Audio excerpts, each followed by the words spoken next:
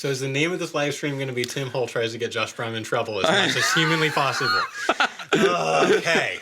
I will answer your question though. So yes, I think we should title it that. Hello, doubters. One of the things that has divided the Christian community, even if you at a large scale, is the idea of pro-life and pro-choice. And I have invited my really good friend, Josh Brahm, who is the president of the Equal Rights Institute. You may recognize him. He's been in another video talking about a similar subject to what we're going to discuss today. We're going to be responding to God is Gray in one of her videos where she talks about this subject, specifically abortion. And one of the things that I think is really, really important that we discuss, and one of the reasons that I wanted to have Josh on is I think that when people watch this video, they will either fall into one or two camps. They'll fall into the camp that's like, she is so absolutely wrong, and I want to go through and just demolish every single one of her points, right. Or they will go through and they'll say, she is absolutely right. I wish I could just forward this video to all my pro-life friends, and they would be convinced because her arguments are so solid and so good. And ironically, we're just talking that it's kind of falls somewhere in the middle. I think one of the things that we'll do is we'll point out where we do agree with some of Brenda's points and her positions, and then we'll also point out where we disagree. So we hope that we deal with this subject with grace. And so Josh, I wanted to give you an opportunity to talk to the audience a little bit about your organization and what you do. And I love your tagline that you have that says, we help pro-life people be less weird. But that's not the only thing you do. That's just a really fun way to kind of summarize it. It encapsulate a bit if you're looking for a different approach on the pro-life topic. Right.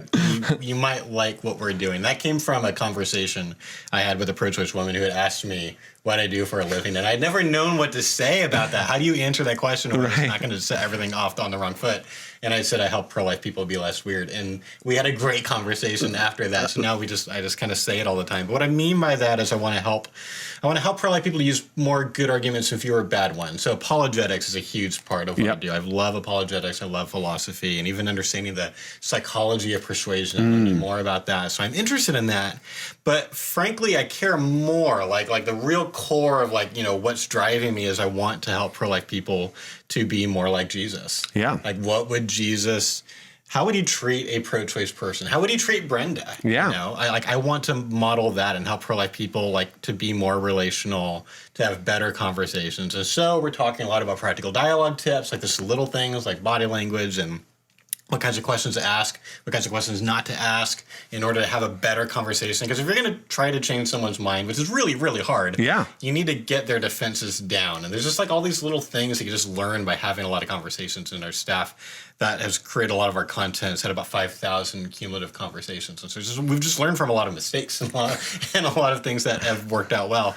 And we talk about philosophy. We talk about relational apologetics. And we've added sidewalk counseling to it recently because I accidentally hired an amazing sidewalk counselor. And then we just had to do another course about that. So anyway, that's a bit of it. Yeah, so you do have a course specifically that kind of walks through, really centered on how to have quality dialogues with people that disagree with you ultimately, but it revolves around this pro-life, pro-choice, conversation specifically. And then you also have a YouTube channel, which I'll leave the link for that in the description. And you have several resources on your YouTube channel. So I would suggest anybody that's interested in this conversation to subscribe to Josh's channel and check out one of his videos or all of his videos. Every time one of your videos comes up, I do my best to try to watch it. Oh, I appreciate that. That's high praise coming from you. Yeah, well, I really do enjoy the conversation that you have with your guest, and I do enjoy the conversation that you and your staff and the position that you guys represent. So one of the reasons that I really wanted to have you on to respond to this video. So with that, that is who Josh is. I do think I would like you to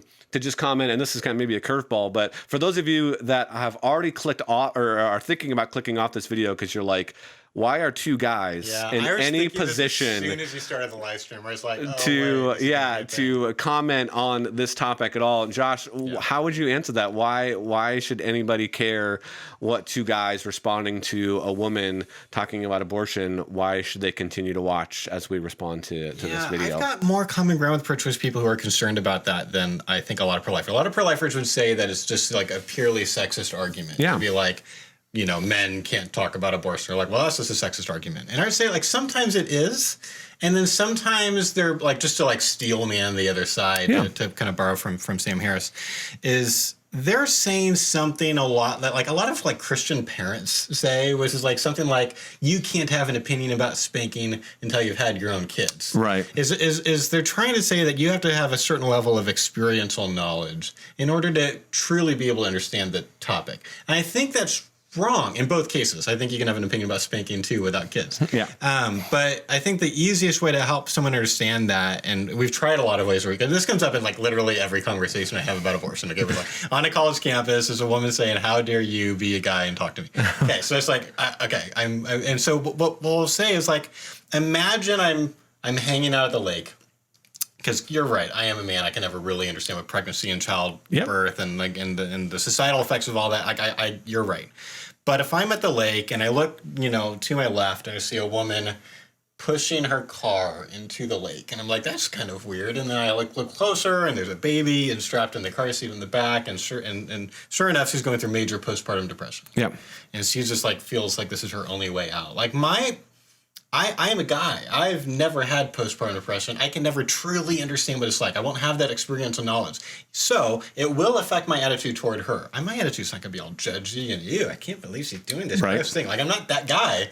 I'm going to want to help her. What can we do for her to help her? I'm also going to save the kid, though. I want to help them both. Right. And that seems reasonable. And because the abortion topic is complicated and really philosophical. It's not purely about women's experiences, but there's a lot of philosophy in here about autonomy, about personhood, about things like that. I think men and women can both think carefully and thoughtfully about the subject and push each other. There are pro-choice people who have really pushed me and helped me to think about this topic, and there are pro-life men and women that have really good things to say. And so I think, like, judge my words for what they are. There are a lot of pro-life women. I've got, Emily on my staff could be here and probably would say a bunch of the same things as I'm about to. It's just that I'm local and seasoned Wisconsin. Right.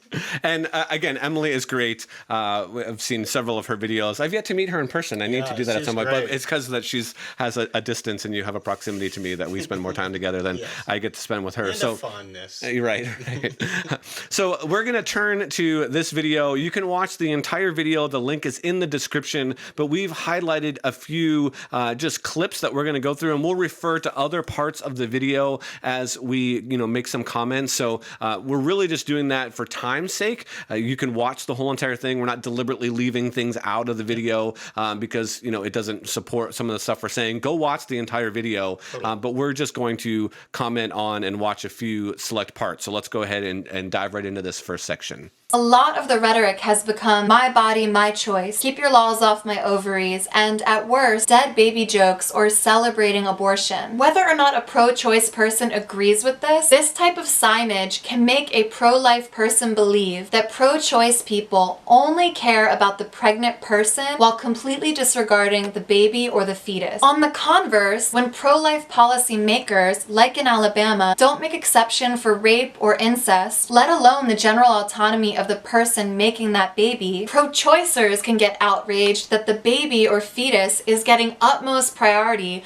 over the pregnant person. And this may be a slip of Sarah's tongue, but she said it. We like life, especially when it comes to an unborn child. She seems to put the value of the baby over the mother. We are to defend the defenseless, take care of those in need, and reflect Christ's love to the world. Therefore, utmost respect for the baby or fetus and the mother is imperative. When we disregard the value of one or the other, the opposing movement will rise up with rage. Yeah, so a couple of things about that.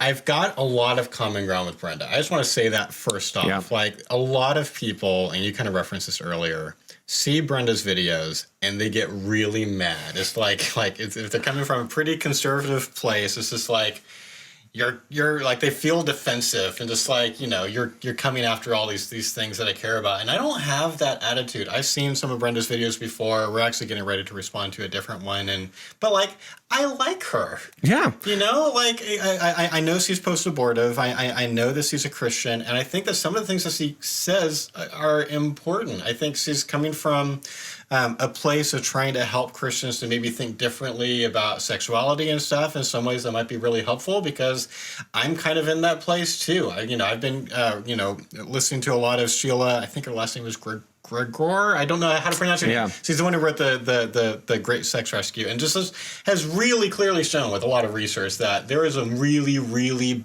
bad ideas in like the most popular Christian books from the last 40 or 50 years about marriage and sex. And so like, I think like stuff like that is really important. Yeah.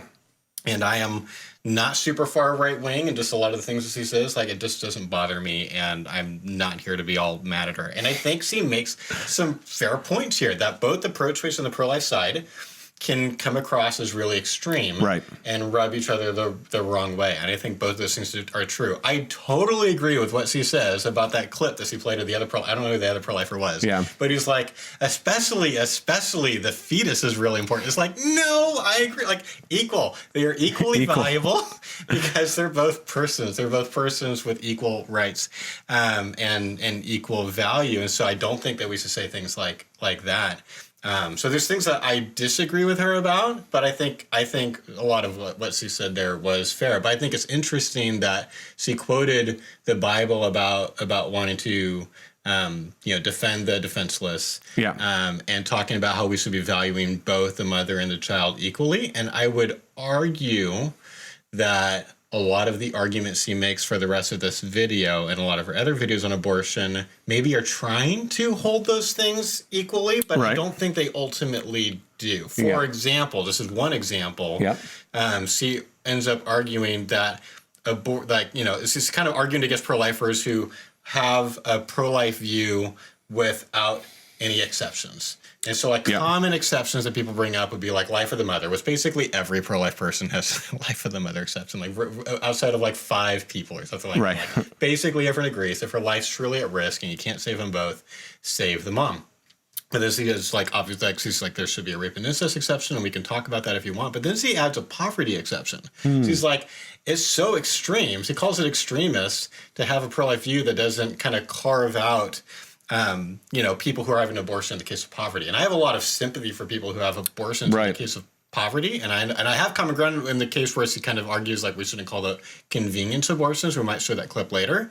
But to say that we should be able to kill the unborn because their parents have a serious budget situation, I don't think is actually holding the mother and the child as equal.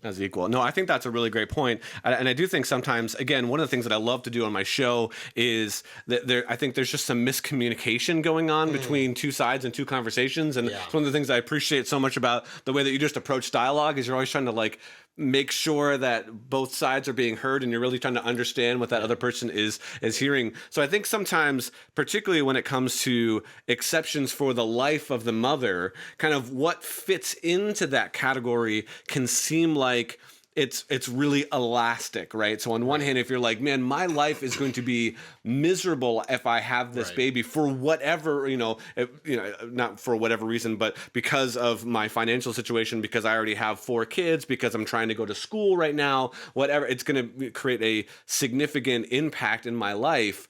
They would also put that under the category of life of the mother. And I think one of the things that you're talking about is like, okay, if there is no way to not have the mother be, passed away, to be deceased at the end of this process, or have the fetus be deceased, or immediately after. I think that's. Correct me if I'm wrong. I think that's more of what's totally right. happening. So when pro-lifers talk about life of the mother, they mean literally her life is at risk. Yeah. And like if you, like people can really try to know like what about the percentages? What about like if she's like does she have to be 50% at risk, 20% at risk? I don't know. At least. I don't know. At least 1% at risk or something like. I don't know. I don't know exactly what that ought to be, but significant risk. Like multiple doctors are like, this is a serious risk to her life, as opposed to health. a lot of pro-life people would say that it's different if if a doctor would say, well, your health is at risk, which sometimes means things like, we need to have you on IV fluids because you're super nauseous all the time. Like we would say, like, that's different than her life being at risk. Right. It's super uncomfortable and horrible. And I know women have gone through that. I don't want anyone to go through that, obviously. Right, yeah. I'm just not convinced that we should be able to kill a baby to solve that for her sooner. And certainly saying, yes, like, it is always going to be hard to have a baby. Like, that is for sure true. And I think pro-lifers often underestimate how much it can feel like a crisis to people in different kind of life situations. I understand why abortion's very tempting for a lot of people. I get that. But I'm not convinced. If the unborn is a valuable person like you and me, is just like an equal person, then I think the question then kind of becomes like, okay, well, then could you kill a toddler for the same reason? You know, and because what else is the difference? Outside of it's, you know, one's in the mother's body and one's not. And if that's basically the reason, that's a bodily autonomy argument. It's different. We can talk about that, but yeah. Okay. So I think we've done our best to try to establish some common ground here. That's one of the reasons that I kind of, again, picked that clip out for us to respond to, because I think we can, that kind of helps set the stage for how we're finding common ground and how we're disagreeing in this next clip. So let's jump to this next clip, because there'll be a lot in here. That said, number 2, let's solve abortion together. Guys, get excited. It's actually possible. I got dozens of letters from the God is Great community, from pro-lifers who actually agree with what I'm about to say. Pro-life policy makers cause more abortion. Pro-choice policy makers prevent abortion. I know this sounds too ironic to be true, but hear me out. Pro-life policymakers cause more abortion not because they're evil or lying to us, but because they're not educating themselves on what actually prevents abortion. This is why I got in an Instagram fight with Morgan. I regret to say I reacted poorly, but she responded to my plea to talk with, "I will not be watching your video, neither will Paul. I understand why you would think we have not done our research, but I have been doing my research on abortion for 10 years. And this sent me into a rage. And not because I don't like Morgan, but because the research that she's telling you guys about is wrong. And I beg you, if you don't believe me, do the research on your own. Because what prevents abortion is very simple. Comprehensive sex education, access to birth control, and resources. So we could camp out here for a while. Yeah. Because I think this is like kind of the critical argument of her entire video. Yeah. She's saying, I can solve the abortion issue for you. Here's the 3 things that we need to solve the entire thing. And I want to say first, I think she's making the mistake that like basically everyone makes sometimes, at least sometimes, which is confirmation bias. Okay. And maybe the pro-lifer this year is responding to also has confirmation bias. It's quite possible. But anyone who says you can solve the entire abortion issue with comp sex ed and access to birth control and resources seems to be only getting their talking points from one side of this debate. Because there's one side of this debate that's been saying that for a long time. And there is more common ground than from me than a lot of pro-lifers would expect. So let's nail it. I am not that freaked out by comp sex ed. Okay. I know that a lot of pro-Christians are going to freak out about that. It just doesn't, I'm not saying it's perfect, but it doesn't freak me out like a lot of people did. My oldest son just went through comp sex ed at school. We could have pulled him out. We chose not to. We had already talked to him about sex several times before. I think that's valuable. Right. But I wasn't freaked out about what he would hear at the school. And then he knew that he could come and talk to us, and we kind of encouraged that. And for sure he did. But he asked so many questions after that first day to the point there's like, were you even paying attention? I kind of feel like this was probably on the slides. But, we had a great conversation about it. He was able to see, it's fine. We don't have to worry about it. So I'm not that freaked out about at least the basic ideas of kids knowing that there are different kinds of birth control and here's basically what sex is. My main things about it are I don't want abstinence to be mocked or minimized. Okay, I think that's a good point. And sometimes it's not, but sometimes it is. And I'll give an example of that.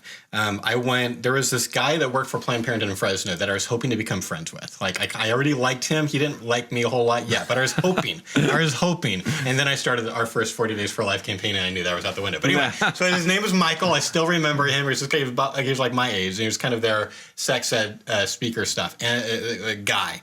And we were at the same kind of college health fair thing. We both had booths, and so I said hi, and then I saw that he was going to be doing one of his sex ed talks. So Okay. I thought, I'm going to go and watch this. I'm always interested. And so I go and watch, and he was good. He was good. He was funny. He was interesting. He was It's a tough subject. Let's be honest. It is. Yeah. It's hard to thread the needle. And he reminds me a lot of like you and like just similar kind of personality.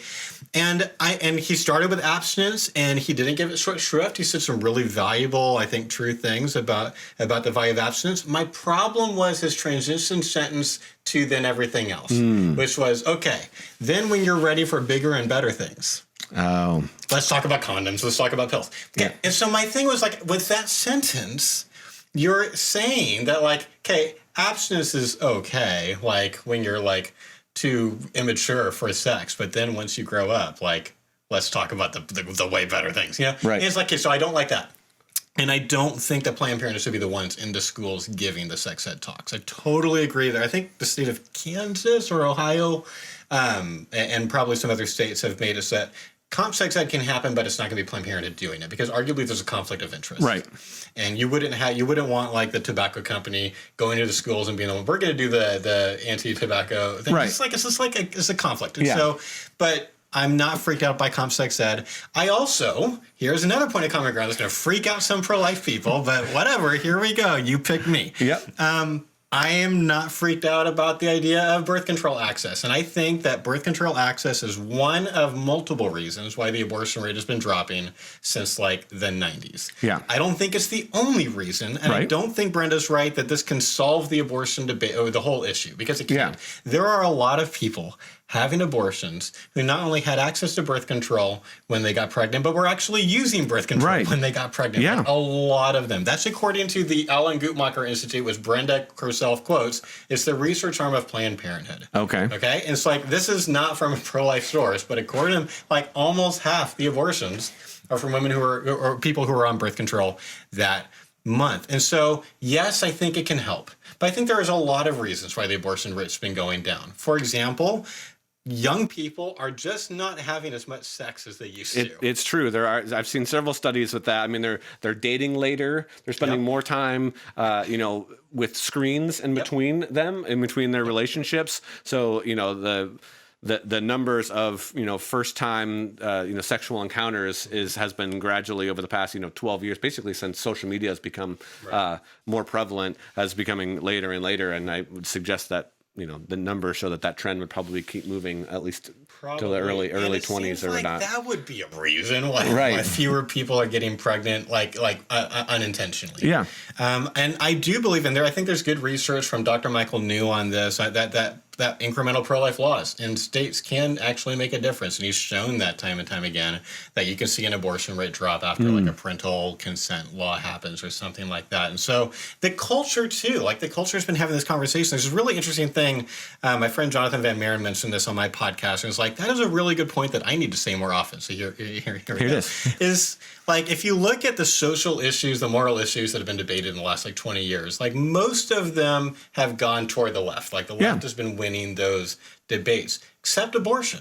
Abortion keeps on just kind of staying like this, roughly 50-50 kind of a thing, which means I think that the pro-life movement is making a difference, and I want to help us make better arguments so we can make a bigger difference. But there's still a big question for a lot of people of, okay, well, maybe I personally wouldn't stop someone from having an abortion, but I definitely wouldn't do it myself. Well, why? Well, because they realize it's a really serious thing. So I'm not freaked out by birth control access, but I think the thing that pro-choice people need to understand about birth control access, about the argument, why don't you just go out with a bucket of condoms on college campuses instead of an outreach display? Okay, I hear you. The problem is freedom of conscience and conscience protection. So a lot of the pro-life movement, not all of it, but a lot of the pro-life movement are Catholic. Okay, so I'm a Protestant guy. I'm coming from a different place than Catholics are when it comes to how they feel about the morality of birth control, of planning your family, in any kind of artificial way. And I respect my Catholic friends and colleagues who are on that. I've heard the arguments. I'm just not convinced yet. Yeah. Although I like that they take it a lot more seriously than, frankly, a lot of Protestants do. So it's true. Thumbs up for that. I don't buy all the arguments. But you are not going to get Catholics to be like, yeah, I'm going to pay for all these single people to be using condoms all the time because they literally think it's super immoral just for anyone, even married people, to use condoms. Yeah. Like, it's not even just about sex for them. It's about this act. And so I think, and a lot of pro-choice people I've talked to are like, yeah, I totally agree. We shouldn't like force people to, be, complicit in something that they don't agree with if we can possibly help it. I think there is a lot of birth control access, and if there ends up being a bit more birth control access because of some policy, that is not freaking me out. So those are a couple of things. Yeah. And so I think, and this is one area where, you and I have had conversations like where the, kind of libertarian political, like the libertarian political view and the conservative view, and then maybe sort of like the more left side of the aisle, because I know that there's, libertarian bents on even on the right side and the left side go. And so there are some implications to that. You can say, okay, perhaps conservatives would say something along the lines of, sure, if you want to set up a nonprofit, or if there was a nonprofit set up that was distributing, birth control, or at least reducing the cost significantly so that it had a greater access, that's a different type of argument than saying that the state should be the one that regulates that. And so there would be other ancillary arguments that you would say, like, if your conclusion is, therefore, like single payer healthcare system, or, this is just free Medicare, Medicaid, state, taxes cover this. That's, I think, where you're talking about this idea of the conscience comes in, because Catholics are on one hand, and this is a lot of things, you're saying, well, hey, I'm not really sure I want my tax dollars going to birth control. Right. And so you can say, look, if you can find another way outside of the state to help with some of this stuff as far as policy goes, that would be a different sort of argument. You may have a different viewpoint on some of that. So I think that's really important. There are a lot of nonprofits that do that. There are I think there's tens of millions of dollars every year from people who are donating go into different organizations that are about just trying to make sure that everyone has access to birth control. Right. And I don't feel like I need to help with that. I feel like I am passionate about helping pro-life and pro-choice people just have better conversations and find more common ground with each other, and then push that conversation even further to where people are changing their minds where they ought to. By the way, just so that to help the pro-lifers whose heads are exploding right now, here's the counter argument that they would make, and there's a reasonable counter argument that can be made. I don't know whether I agree with it or not, but the counter argument is this: is that people having a ton of access and easy access to birth control is going to make them overestimate how safe sex is. Meaning, this is I'm going to be totally fine. Everyone's it's almost like condoms are 99% effective, but for me it's 100, because we're just kind of that's not going to happen. Feels super safe. I drive amazing kind of a thing. Everyone else is scary, but I was you're probably average, So arguably it can get people feeling less cautious about risky behavior. That would be the counter argument. That's something that Jonathan Van Maren said on our podcast recently too. I think it's a data question. Yeah. I haven't dug deep enough into the data to have a strong opinion. I just know that in the end, birth control is not going to solve the entire thing, and so there's more conversations and more arguments to be had. Yeah, it would be an interesting, and I'm not sure, so I'm not saying this is definitely the case, but it would be an interesting endeavor to kind of look into how much. I'm trying to say, even in church, when they talk about this whole idea of sex in church, they tend to err on the side of extreme caution, because they don't want to give a crack of light, of license to be able to go do this, even though we know that some people that either don't understand or haven't given their life to Jesus, or it's just too much of a temptation, or whatever the situation is, will end up giving into that, and that would be it could have negative consequences on both sides for several reasons. So you tend to err on the side of let's just, again, that's what's abstinence only education.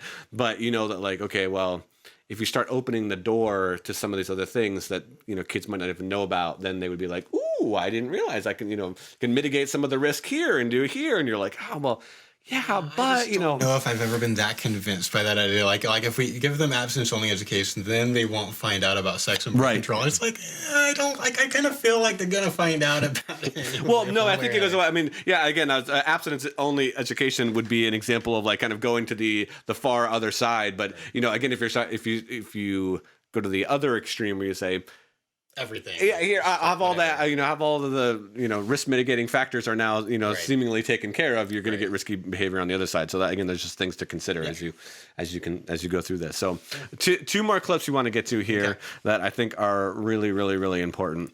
So this first one is a short clip. So Late termination out of convenience is a blatant lie. Yeah, so I wish that were true.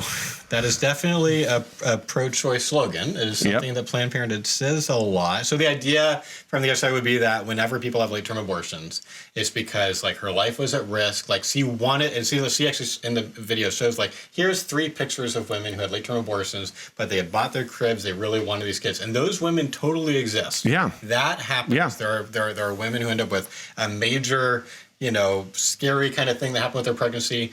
Do the doctors sometimes overcompensate and just like, let's just play it safe and abort and start over? Sure, I have heard of that happening too. I get that.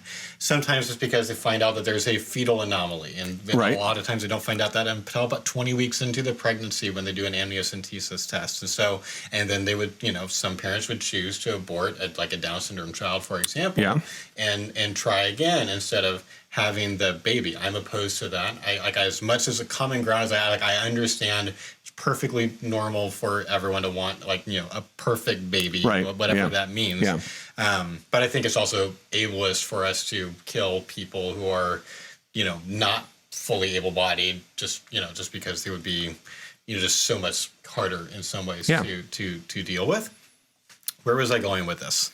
Late-term abortion. So late-term abortion, yes. Yeah. So Secular Pro-Life has done really good work on this. Secular Pro-Life is one of my favorite pro-life organizations. They're awesome. I know all of their staff. We're super friendly. We need a more diverse pro-life. Here's something Brenda would agree with. We need a more diverse pro-life movement. It can't just be a bunch of white male Catholics. Obviously. So I'm really excited. Yeah. Anytime I can work with my secular pro-life friends or my pro-life friends who are in the LGBTQ, area, all of it. I want a diverse pro-life movement. Young, definitely. old, everything. And so it's where's my note on this? Sorry, I can't find it. So Secular Pro-Life has 2 articles on their blog. I was looking at this morning. If you just look up late-term abortion on Secular Pro-Life's blog, or I can send you the links and you can. I might even have the link bookmarked. Sorry, just as an example, Alabama.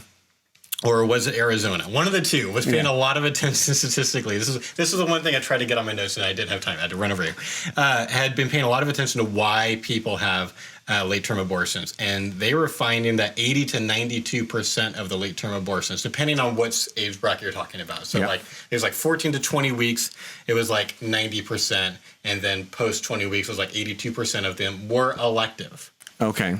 It's literally not true that elective late-term abortions don't happen. You also had, and this came out during the partial birth abortion ban debate when that whole thing was being debated.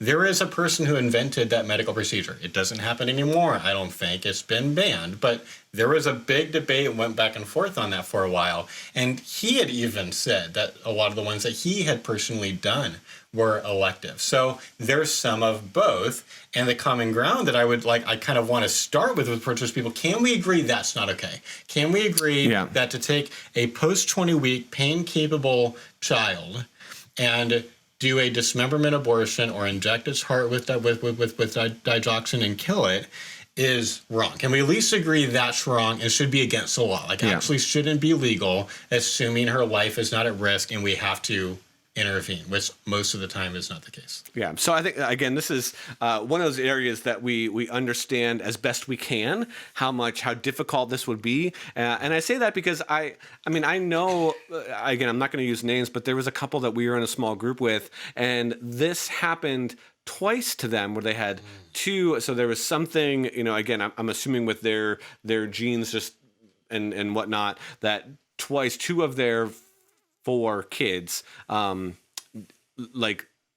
where they had abnormalities. I can't remember exactly what they were, but they, when she gave birth, they were basically non-viable. I mean, they lived for a short period of time, and then and so that and I know that there's an organization that I have done lots of work with called Emma's Footprints in Erie, Pennsylvania, where I'm very close with the former executive director and the president. I've done work for them, where this is something that they deal with a lot. Emma's Footprints is an organization that helps families deal with child and infant loss up through a year. And so they have moms that are in this situation. And so when I was talking to, some of their staff, they were like, yeah, that is a different category than the elective, kind of what you're talking about. Yeah. And so maybe we can just, as best we can kind of clear away. I think if I'm remembering correctly, and you would probably know, but some of the laws would, if they were worded differently so that it was only that category, like this is non-viable, there's some abnormality. I mean, again, the tragedy of like a baby not having any sort of brain development at all, not having a heart, there's several other different, medical cases that would lead to, where you say, okay, we didn't realize this until it got to a certain level of development that this, I mean, you're going to birth this and it's not going to live more than a few hours, right? Is a different category than getting to, 7 months or 30 weeks or something like that and having a significant life change or whatever, just having a change of heart in that sense. So if the law was crafted in a way that only allowed the first category that I explained, it would be a different conversation, but it seemed, the law as I understand it, again, correct me if I'm wrong, seems broad enough to incorporate that. Yeah. And that's kind of the emotional appeal, is like we have to have provision for this, but it also includes these other situations that are, what we would consider more just straight elective. Yeah. So is that am I categorizing that correctly? The one thing that I want to say, and this is where Brenda's going to definitely disagree with me, but I'm willing to bite the bullet on this one, is my current view. So like you were describing, like, what if the baby has this major problem and is going to, if it survives till the birth, which it might not, will probably not live longer than a few hours or at best a few weeks after birth. And there have been a couple of cases that have made it longer. It's really rare, but we're talking about things like anencephaly, trisomy 13, things like that. Yeah. And so pro-choice people often ask, like, what about this? Like, surely you would agree that people can have an abortion in that case because like it might help them to just kind of get over this tragic loss faster, and be healing for them. I am currently opposed to abortion in those cases.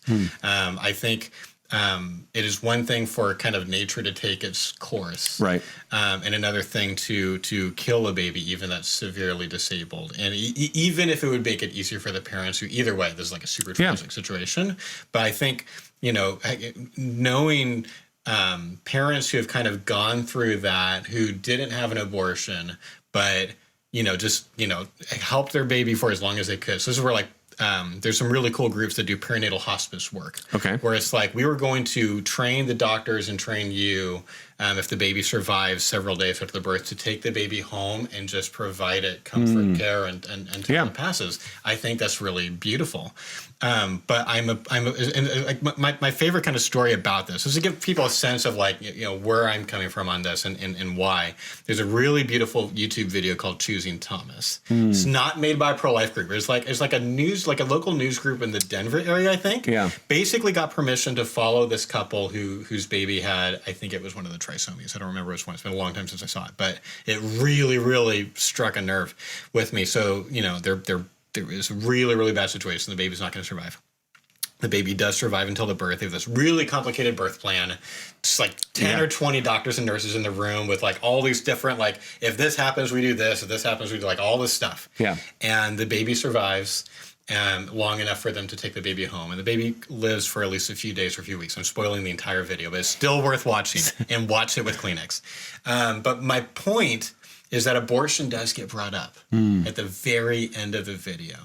It's like they've spent all this time up at night with this baby. They're crying, they're singing to him, they're just loving on him. And they say at one point, like, we wanted every moment of our son's life just to be being loved on, kind of a thing. And then sadly Thomas passes away. And they show some scenes from the funeral with this little coffin. It's super, super sad. Super tragic. And then the dad at the end says, there were people that asked us why we didn't terminate. And he said, we didn't terminate because he's our son. And I love that attitude that says, like, this is our child. We're going to do everything we can for our child to help him or her, I think is the right attitude, and a less ableist attitude than one that says, okay, this is a really, really bad diagnosis, which is sometimes a false diagnosis too, by the way. Yeah. But even if it wasn't, like, and like, go through this and do this in a way where you're not going to feel guilty later because you weren't involved in the baby dying. Like, people get sick, people die. My dad died of cancer like 2 years ago. Like, that happens. Like, that's just a thing, and that's different than killing someone or euthanizing them. Yeah. Okay, we got one more clip, and then we'll kind of wrap this conversation up here. 93% of abortion has nothing to do with the baby's health, the mom's health, rape or incest or anything. It doesn't work for the woman. It's just not in her plans. She's just not ready for it. Christians, stop perpetuating the lie that abortions occur out of convenience. 75% of abortion clients were poor or low income, and 26% were at the poverty level. If you cannot imagine, cannot even fathom being desperate enough financially to have an abortion, that itself is a privilege. Stop pretending that poverty is not the most important factor. Okay, so is poverty the most important factor, and how should we think about the implications of poverty when it comes to abortion? I mean, so philosophically speaking, I think the two most important factors of the entire abortion debate are, what is the unborn? Is it a person or is it not? Is it a potential person that becomes a person later and then is like, abortion is no big deal? So that's a huge question. It's not a biological question. A lot of people are like, well, science proves it's a person. No, science proves it's a living human organism.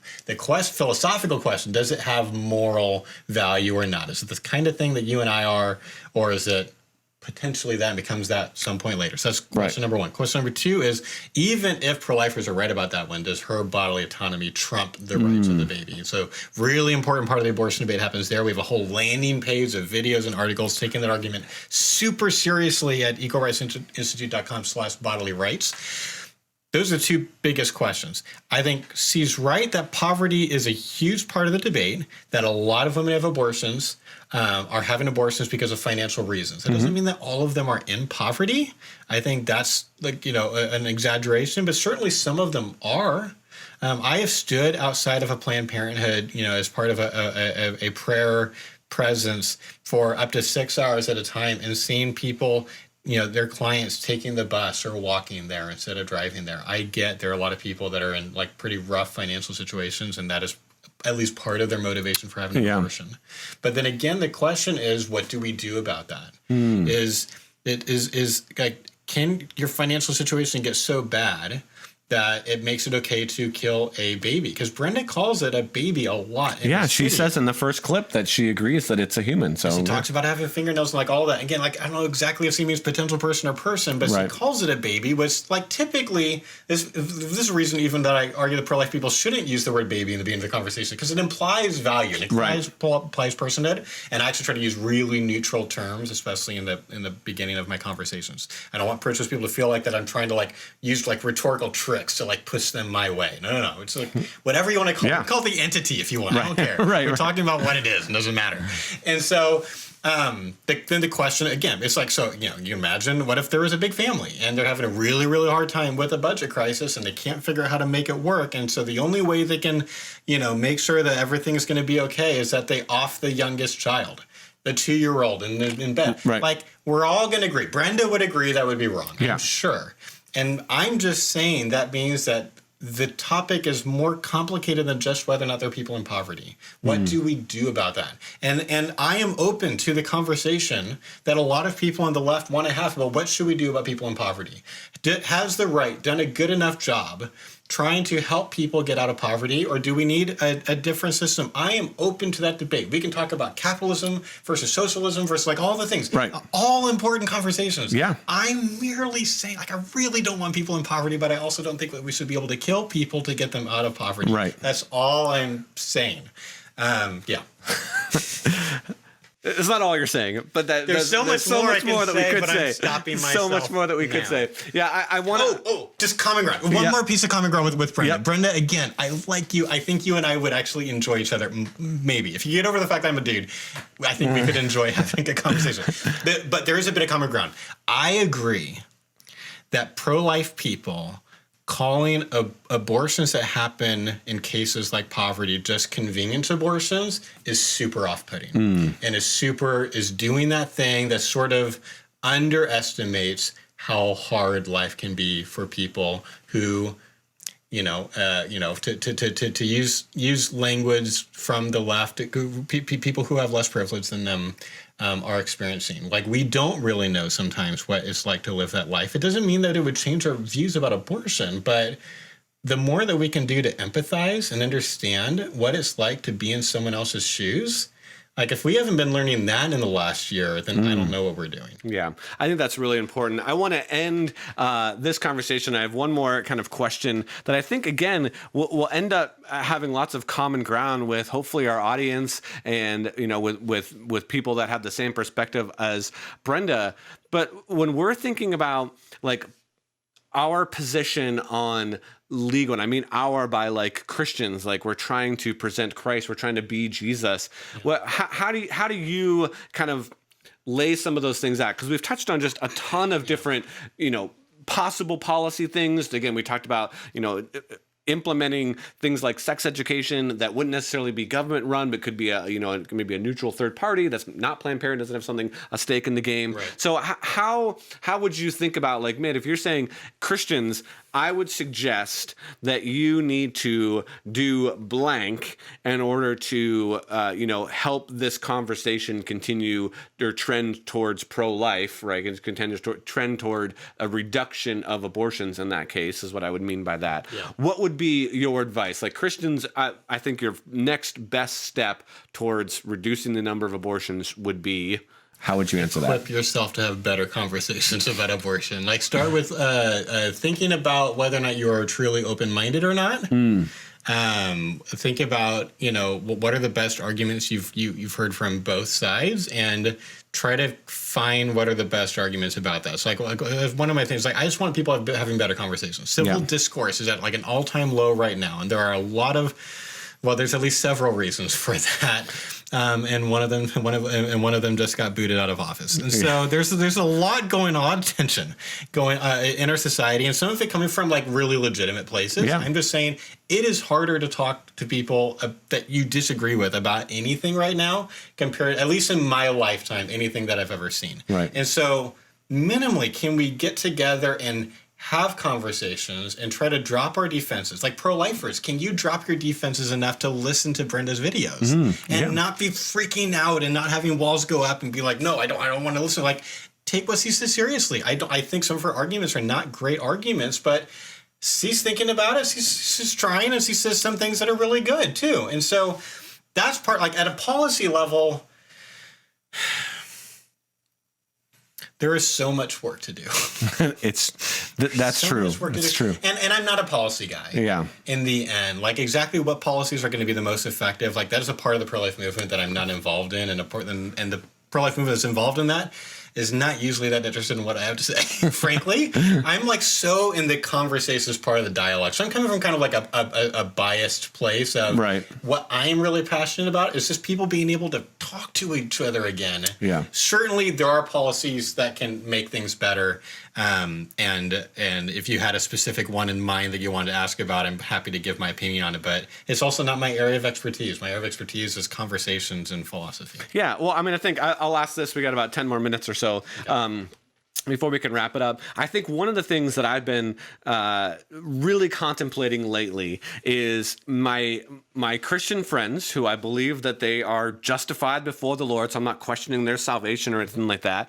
But when it comes down to going to the voting booth at whatever level, whether it's a city election or whether it's all the way up to a federal election, there is this point where, like, you have to make a choice. You have to tick a box, or you can abstain. So there's a third option, I guess, where you could tick a box, or you could not tick a box. You could tick a box on the pro-life side. You could tick a box for the the non-pro-life side, let's just say, or you could just not pick a box at all. So in that sense, I think that's where sometimes it's not the only thing. We should be having conversations. We should be understanding the arguments and looking at the evidence. We should be addressing, points and counterpoints like we did today. But at some point, you're going to have to go into a voting booth, let's say, and tick a box. How important, from your perspective, do you think is the pro-life position of that person? Or does it depend on the level of office, or does it depend on what other policies? Like, how would you think about some of those things? Because I think that's one of the questions that a lot of people have with this. They could be like, and I think Brenda would too. She'd be like, I'm with you on a lot of these types of things. I'm with you on a lot of, we've talked about common ground. But when it comes to voting for somebody, it's a non-issue for me. It doesn't really matter. I'm not even going to be concerned. And a lot of people that are in my circle are going to say, well, it doesn't matter whatever else is on your, your ticket. If that one is on the other side of me, I'm not voting for you. Forget it. So how should we think about that? So is the name of this live stream going to be Tim Holt tries to get Josh Brahm in trouble as much as humanly possible? Okay. I will answer your question though. So yes, I think we should title it that.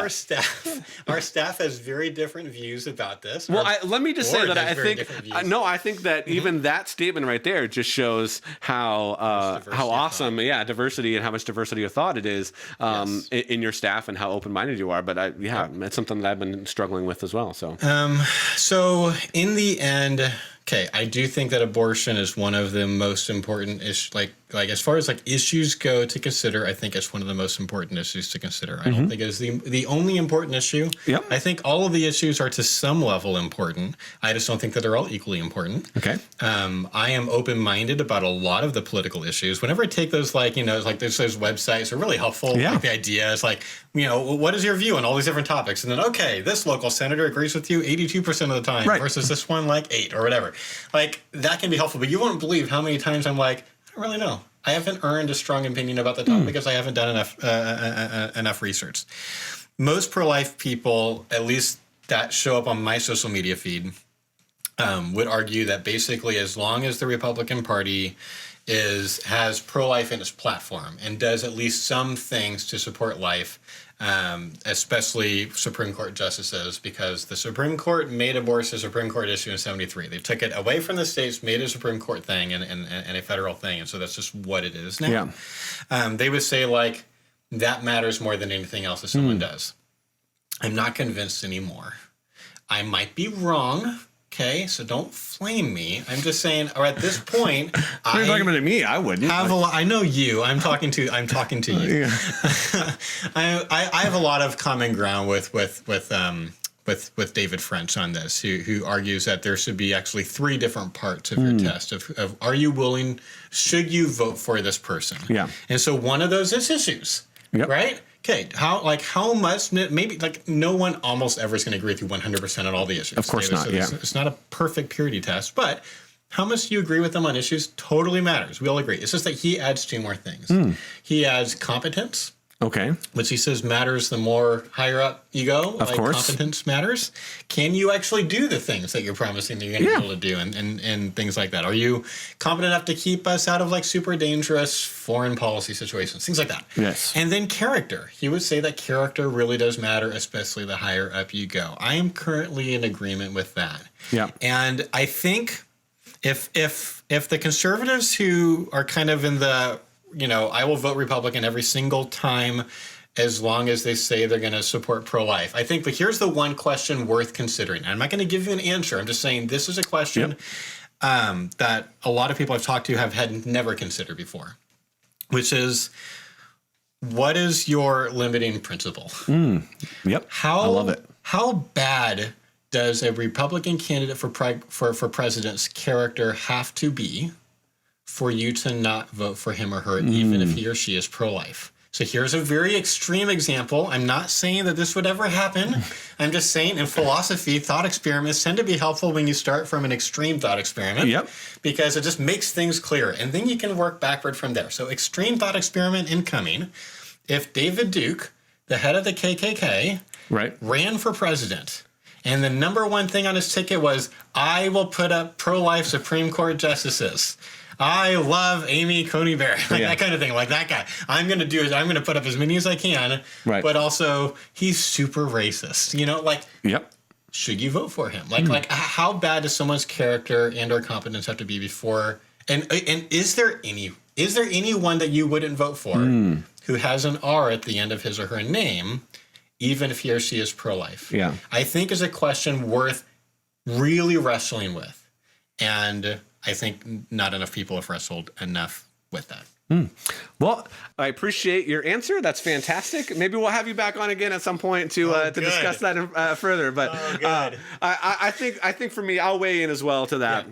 Because I think politics is important in the sense that it does shape our culture, even just because now it's so much part of the media that it's almost like like before, like I don't want to say before. I'm not going to put a timeline on it. I think recently, and you can judge that however you want, politics and culture have been more tied together, as where like culture was, far upstream in that sense, where culture would change, then politics was kind of downstream of that. And I still think that's true, but I think they're far closer together now. It's interesting. I don't know if I agree with that or not, but I think it's an interesting thought. I certainly think both affect each other. I think both affect each other, but something like, having a president, or even in, any kind of federal offer, federal or electee, on like Saturday Night Live, like being a host on Saturday Night Live or coming on the Late Show or something like that, it's a fairly new phenomenon in that sense. Certainly. I mean, like they would use political jokes because it's part of the conversation. Yeah. But, I think to me, now the people that are at least interested in politics, because there's so much news that's happening, because it's so shared on social media, is far greater than it was when I was a kid, or like when I was born, or it's 1970s or whatever. It seems so much. So I think that's why they're so tied together. And then politics and the culture, kind of what the culture believes is kind of right, and how the laws are reflected, I think are becoming more and more tied together. And we're seeing that. Yeah. I think we're seeing that because we see the graphs where people are becoming more and more polarized, politically in that sense. And so I do think that we need to consider some of those a bit more than we have in the past. Yeah, and I think we need to have an accurate view of the people that we're voting for, which is extremely, extremely difficult in this age of just so much media and so much blogs and so much content being produced, and so much bias that goes into it. Yeah, trying to get clicks and trying to have people that are consuming your content. So I think that all plays into it. And so while I don't think that merely having a, again, like your thought experiment, merely having pro-life on there would just automatically get you to vote for. I know people that do put themselves in that position that would say that, but I think that there would be a pretty significant limiting principle to that. And so, again, I think that it's not it may not be the top. It may be the top thing that I'm looking at to kind of begin my assessment, if that's the case. It may be number one to say, is this person pro-life? Because I think that has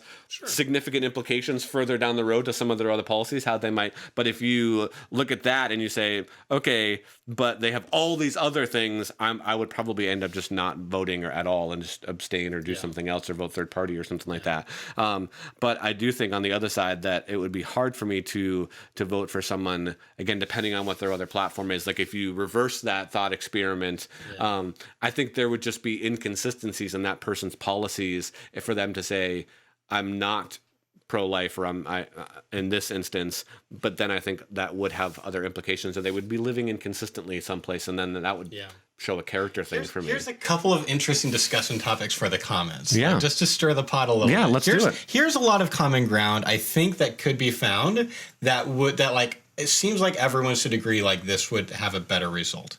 Hopefully.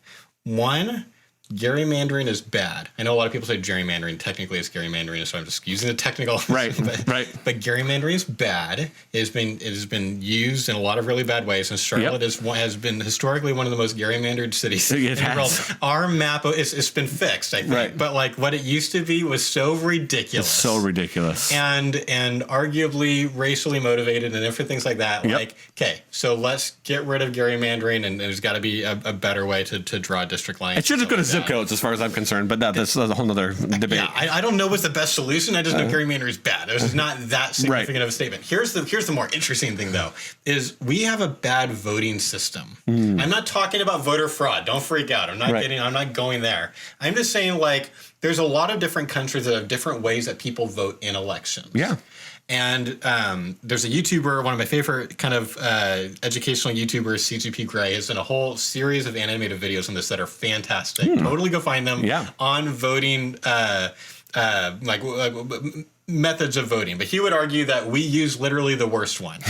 Called first past the post. Which I'm not surprised. Just, 1 over 50% and you win. And you would argue something like rank-based voting, which Maine has put in. What were you going to say? Well, I was just saying they just did that in New York City for the mayor race. Yeah. So it's starting to spread slowly, which is actually faster than I thought it might happen. But rank-based voting arguably makes it easier for a really good third-party candidate to be able to actually win if the candidate from the Republican Party, the candidate from the Democratic Party are just awful. Yeah. And that has happened a lot. Right. So, like, you know, if something like that, if our voting system could change where people could vote, like, here's who I really, really like most. But then if they lose, here's my second choice. Here's my third choice. And there's different versions of that I've tried around the world. I think that would make it a lot easier for everyone to vote their true conscience instead of feeling like, I don't really like this person. I hate his character or her character, but I got to plug my nose and vote for this person or else we're all going to lose all these different things. Right.